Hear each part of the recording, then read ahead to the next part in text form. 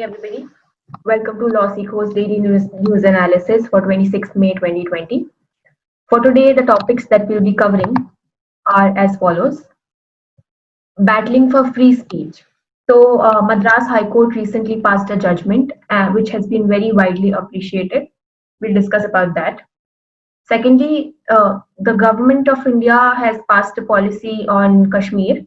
It is about the domicile status granted to people in Kashmir, and we'll discuss about that also. Then we will discuss about the stimulus package that was introduced in the economy. And lastly, we will discuss about the rising technologies and how technology can come to a great use after COVID gets over. तो हम अपने पहले topic पे आएंगे। पहला topic है ये case जिसका नाम है ग्रीवेंस रिड्रेसल ऑफिसर वर्सेस वीवी मिनरल्स। तो ये केस मद्रास हाई कोर्ट ने पास किया है और इसकी सुनवाई जस्टिस अब्दुल कुद्दूस ने की है। एंड मेनली ये केस डिफेमेशन प्रोसीडिंग्स के बारे में है। सो डिफेमेशन जैसा कि आप जानते हैं मानहानि के मुकदमे These are covered under Section 499 of Indian Penal Code, 1860. And defamation basically उस चीज से डील करता है जहाँ पे कोई शब्द ऐसे बोले गए हैं या फिर लिखे गए हैं या फिर ऐसे रिप्रेजेंटेशंस किए गए हैं, ऐसे एक्शंस किए गए हैं जिससे किसी की मानहानि होती है, किसी व्यक्ति के पर्सनालिटी की या उनके चरित्र की मानहानि होती है। उस केस में वो सेक्शन 499 आईपीसी के अंदर एक मुकदमा दायर कर सकते हैं। अब इस केस में ऐसा हुआ कि मद्रास में काफी ऐसे मामले सामने आ रहे थे जहां पे ऑपोजिशन लीडर्स और जर्नलिस्ट के अगेंस्ट 499 के केसेस काफी फाइल हुए जा रहे थे। This happened mainly around 2012 and 2013 under Jayalalitha government. So although बाहर से देखने में all this seems very normal, but this was not normal because if you look at it, this is essentially a step to curb freedom of speech. क्योंकि अगर आप सोचें इस बारे में तो अगर हम अपने जर्नलिस्ट और अपने ऑपोजिशन लीडर्स के अगेंस्ट इस टाइप के केसेस फाइल करेंगे जहां पे उनकी फ्रीडम ऑफ स्पीच, उनके बोलने का अधिकार, उस पे एक रेस्ट्रिक्शन लग जाए, उसे फिर उस पे सोचने की जरूरत है। So then this case concerned this whole thing where, as I said before, a lot of cases were filed against journalists and opposition leaders. Now, what did the court say about it? The court held, the court quashed all the defamation proceedings in the end after hearing all the evidences. And mainly उन्होंने दो बारों में बात की है। पहली बात तो court ने ये कही है कि स्टेट को इम्पल्सिवली सीआरपीसी के प्रोविजंस नहीं लगाने चाहिए।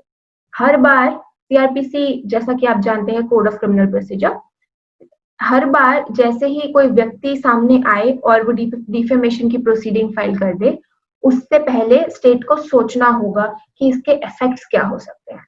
सो हम ये सोचने वाली बात है कि हमने इसमें सीआरपीसी का जिक्र क्यों किया।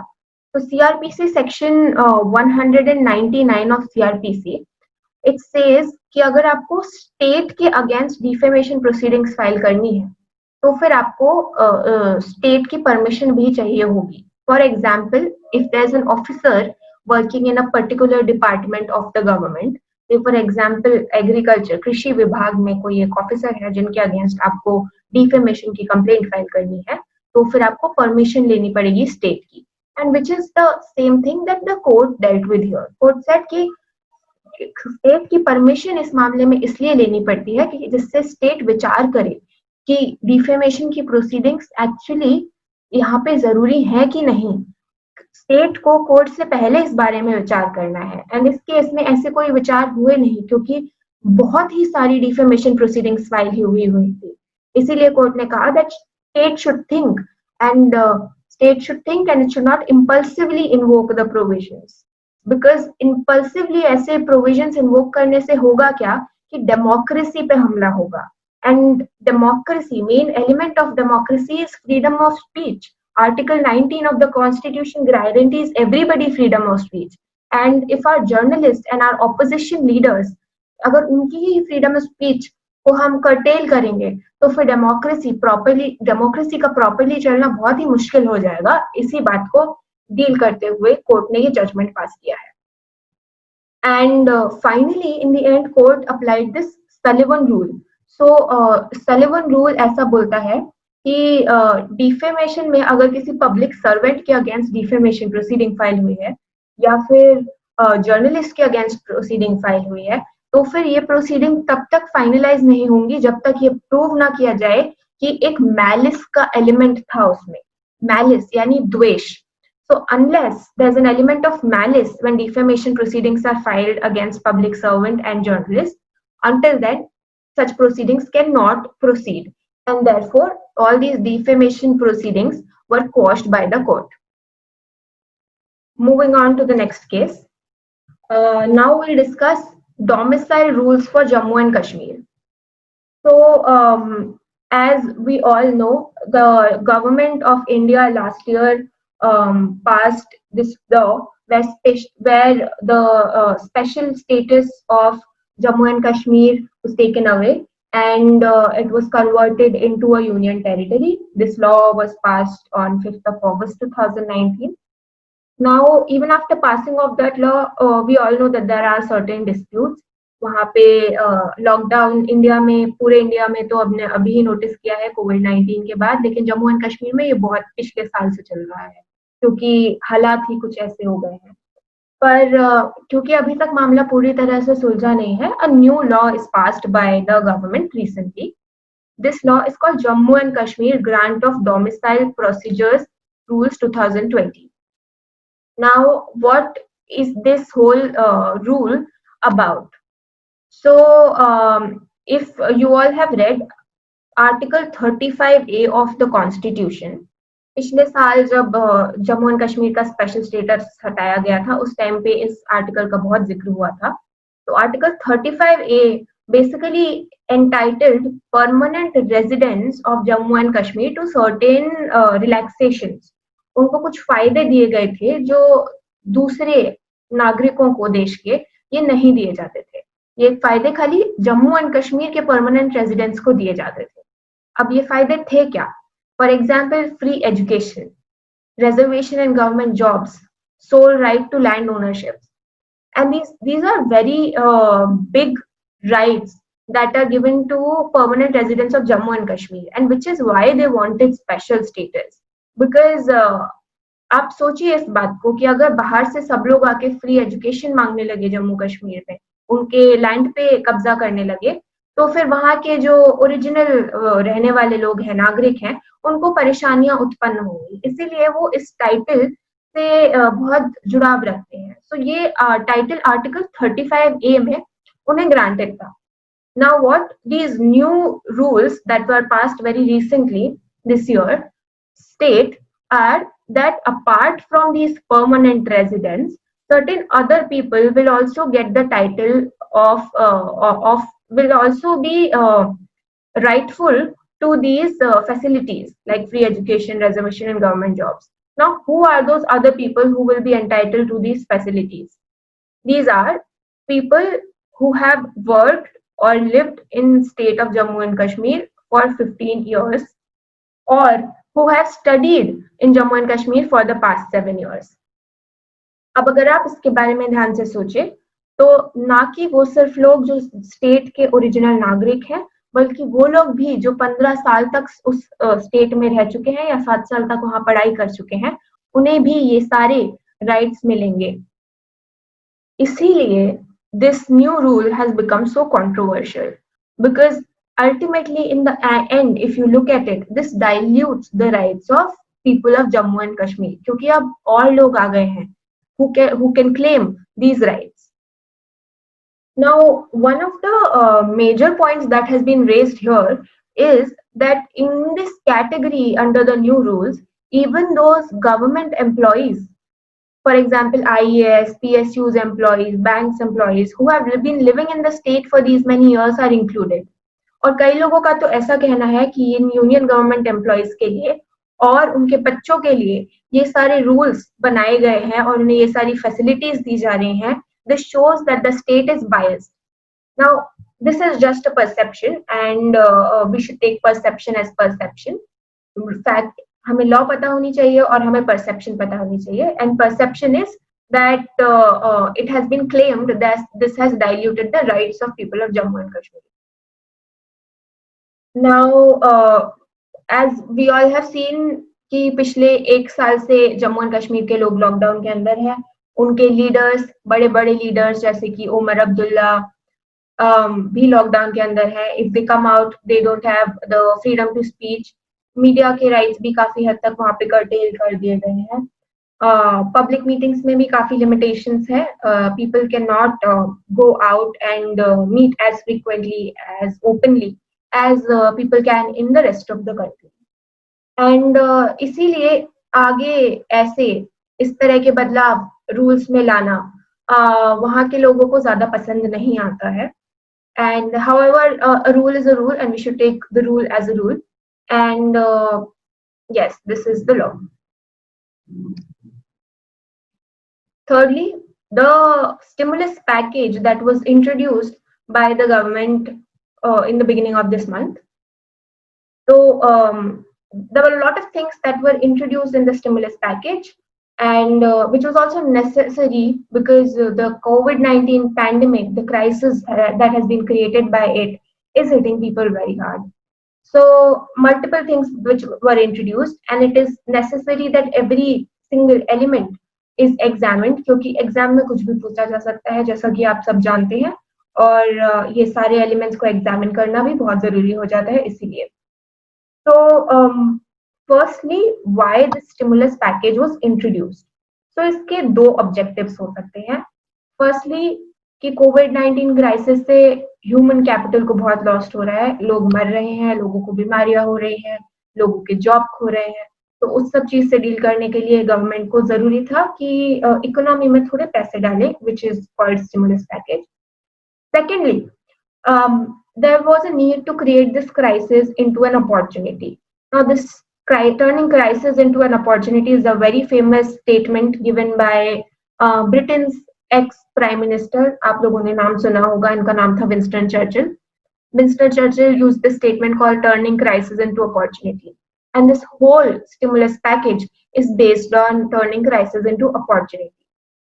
अब देखा जाए तो अर्थशास्त्र किस तरह से चलता है. मेन एलिमेंट्स क्या होते हैं अर्थशास्त्र के? डिमांड और सप्लाई. अगर इकोनॉमी में किसी भी तरह डिमांड और सप्लाई में बदलाव आता है तो पूरी इकोनॉमी हिल जाती है, जैसा कि हुआ है कोविड-19 क्राइसिस के बाद. Since people have lost their jobs, there is less demand and there's less supply, and the total income of the country is falling, which is why the government thought that it is appropriate to boost the demand and to boost the supply, and which is why these measures were introduced. अब हम इन measures को analyze करते हैं. So पहला measure आपने सुना होगा, direct money transfer to 20 crore female Jan Dhan accounts. तो महिलाओं के जो जनधन अकाउंट्स हैं उनमें डायरेक्ट मनी ट्रांसफर किया गया है, जिससे कि जो महिलाएं हैं वो स्वतंत्र बन सकें फाइनेंस के मामले में, पैसों के मामले में, और इस मनी का किसी भी प्रकार का मिसयूज ना हो सके. Secondly, 50,000 crore for additional income in the hands of TDS and TCS payers. Now, what is TDS and TCS? This is basically tax which is deductible at source. And what is happening due to COVID-19 crisis is that tax deductible at source is falling. And because it is falling, this additional amount has been given to these people whose TDS and TCS is falling. MNREGA, जिसके बारे में हमने अपनी पिछली video में भी discuss किया था, वो उनको 40,000 करोड़ दिए गए हैं इस स्कीम के लिए. जैसा कि हमने पिछले वीडियो में डिस्कस किया था, मनरेगा का मतलब होता है national rural employment guarantee act. और ये मनरेगा करता क्या है? ये एम्प्लॉयमेंट प्रोवाइड करता है उन लोगों को जिनको जरूरत है मनरेगा की.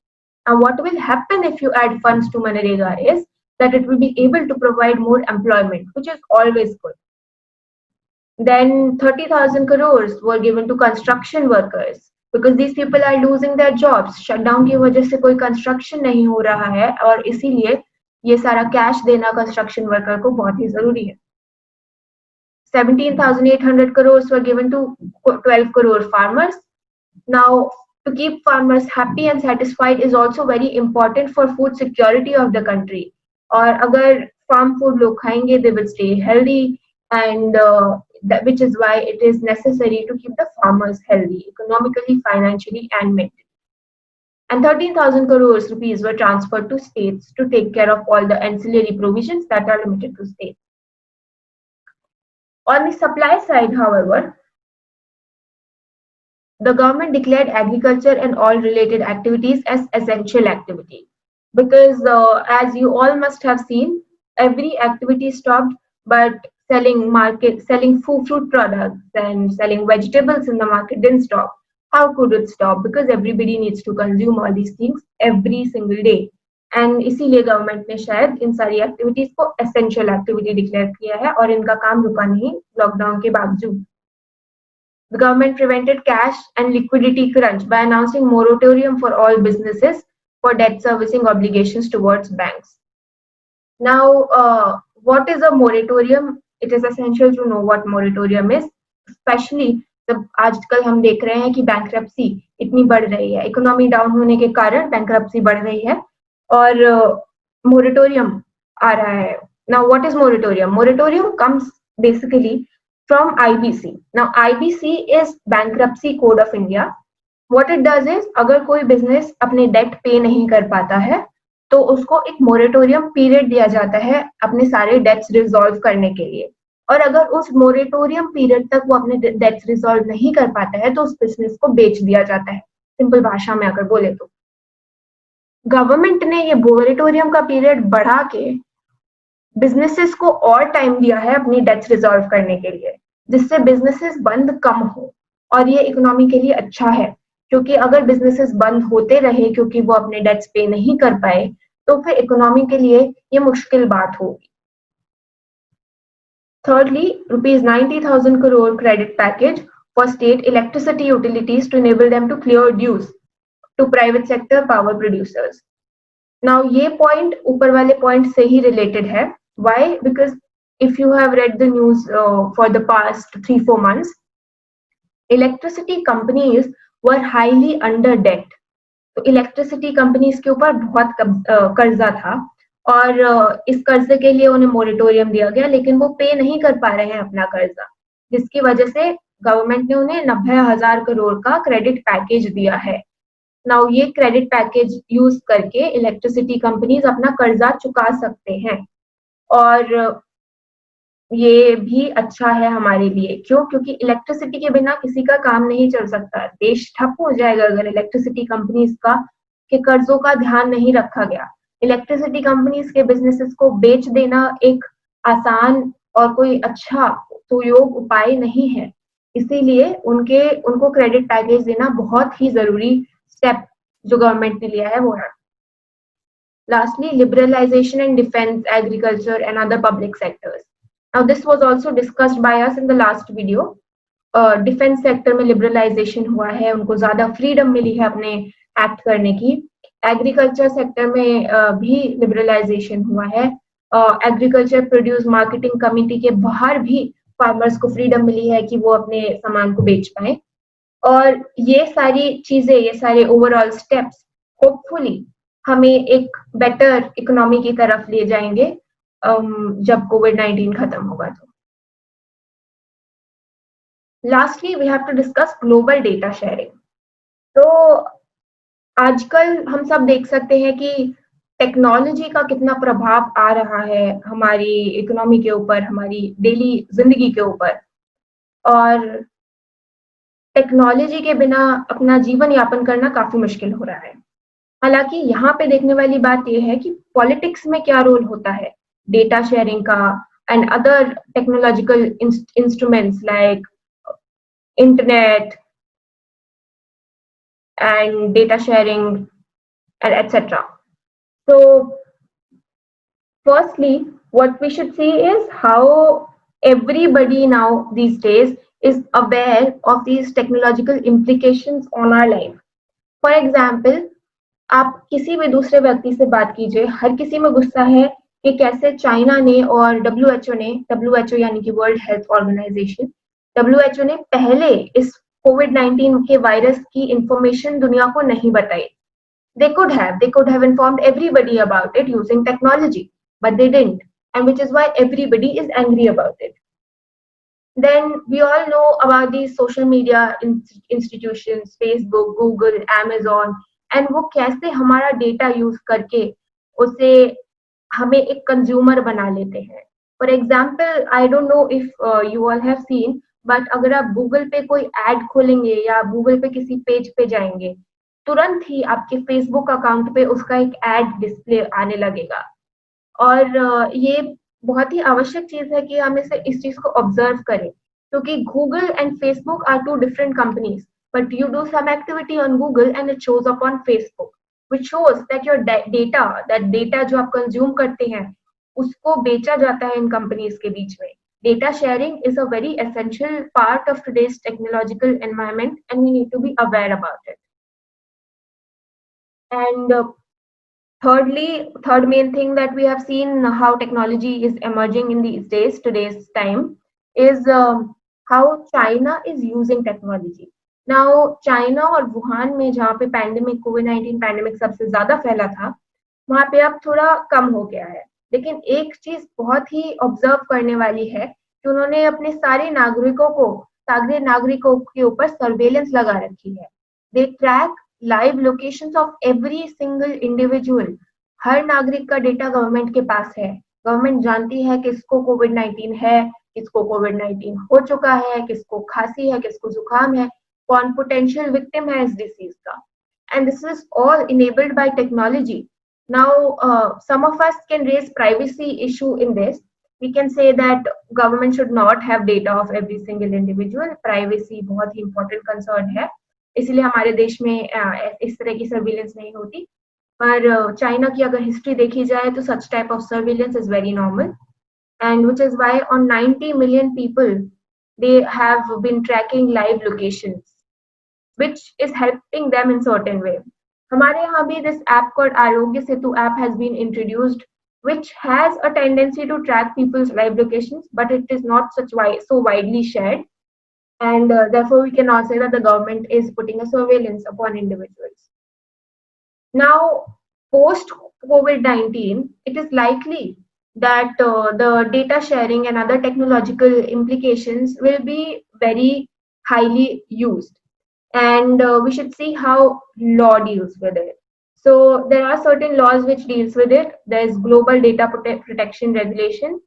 ये GDPR बोलते हैं ऐसे. GDPR यूरोपियन यूनियन में है, और वहाँ पे इंटरनेट पे जो भी डील्स होती हैं, जो डेटा शेयर होता है, ये उसको बहुत ही अच्छे से गवर्न करता है. इंडिया में भी काफी डिस्कशन हो रहा है कि GDPR के लाइन पे किसी प्रकार की एक लॉ लाई जाएगी, लेकिन अभी तक उसका कुछ कंक्लूसिव स्टेप नहीं लिया गया है.